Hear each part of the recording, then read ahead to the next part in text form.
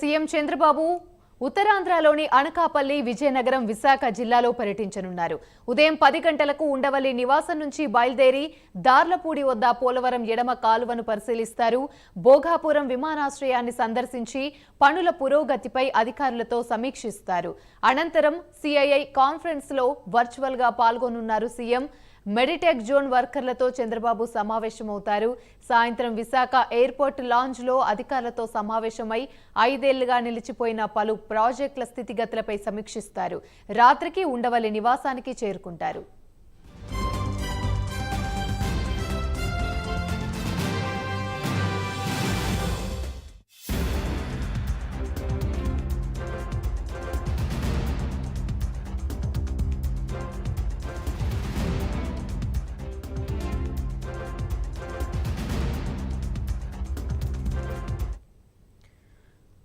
రైట్గా ఇదే అంశానికి సంబంధించి మరిన్ని వివరాలు మా ప్రతినిధి రాజు అందిస్తారు. రాజు చెప్పండి, నేడు ఉత్తరాంధ్రలో చంద్రబాబు అయితే పర్యటన చేయబోతున్నారు. దీనికి సంబంధించి పూర్తి అప్డేట్స్ ఏంటి? యామిని, ఈరోజు అయితే చంద్రబాబు ఉత్తరాంధ్ర పర్యటన అయితే జరగబోతుంది. దీంట్లో ప్రధానమైన అంశాలను ఏదైతే పోలవరం ప్రాజెక్టుకి సంబంధించి గతంలో పరిశీలించిన ఆయన సీఎం చంద్రబాబు సీఎంగా ప్రమాణ స్వీకారం చేసిన తర్వాత పోలవరం వెళ్ళడం జరిగింది. అక్కడ పోలవరం ప్రాజెక్టుకి సంబంధించి కూడా పూర్తి స్థాయిలో ఒక అధ్యయన కమిటీలు కూడా వేశారు. ఆయన కూడా పోలవరం విజిట్ చేశారు. దాని నుంచి ఏదైతే పోలవరం ఎడవ కాలువ ఉత్తరాంధ్రకు కూడా జీవధారగా కూడా ఉండబోతుంది. ఎందుకంటే అదే కానీ పోలవరం నీళ్లు కానీ ఉత్తరాంధ్ర వరకు చేరుకుంటే ఉత్తరాంధ్ర మొత్తం కూడా సస్యశ్యామలం అవుతుంది. అయితే దీనికి సంబంధించి పూర్తిగా దార్లపూడి గ్రామం దగ్గర ఏదైతే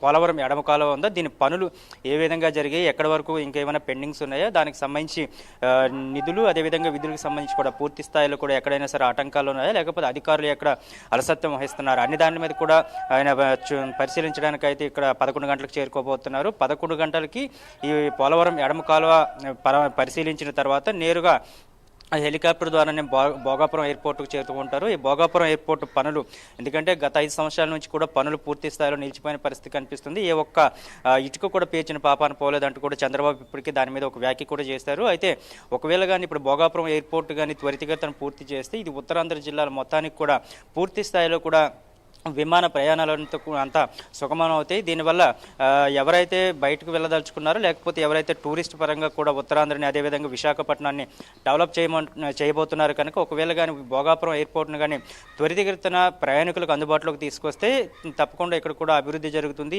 ఇక్కడ ఉత్తరాంధ్ర ప్రజలందరికీ కూడా మేలు జరుగుతుందనే ఉద్దేశంతో ఈరోజు అక్కడ కూడా వెళ్ళి అక్కడ ఎయిర్పోర్ట్ అధికారులందరితో కూడా చర్చించున్నారు. అసలు ఎప్పటి వరకు పనులు ఎంతవరకు జరిగాయి, ఇప్పటి వరకు ఉన్న పనులు ఎంతవరకు జరిగాయి, అదేవిధంగా ఇది ఎంత తొందరగా దీన్ని ప్రజల్లోకి తీసుకురాగలుగుతామన్న దాని మీద కూడా పూర్తి స్థాయిలో అక్కడ అధికారులతో చర్చించనున్నారు.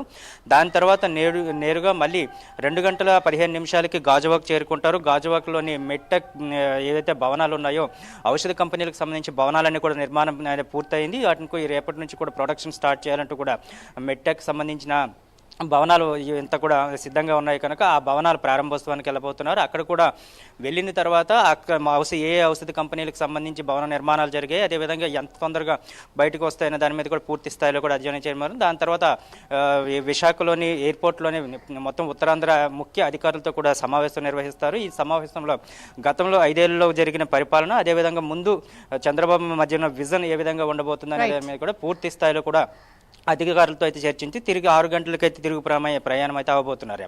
Right, thank you.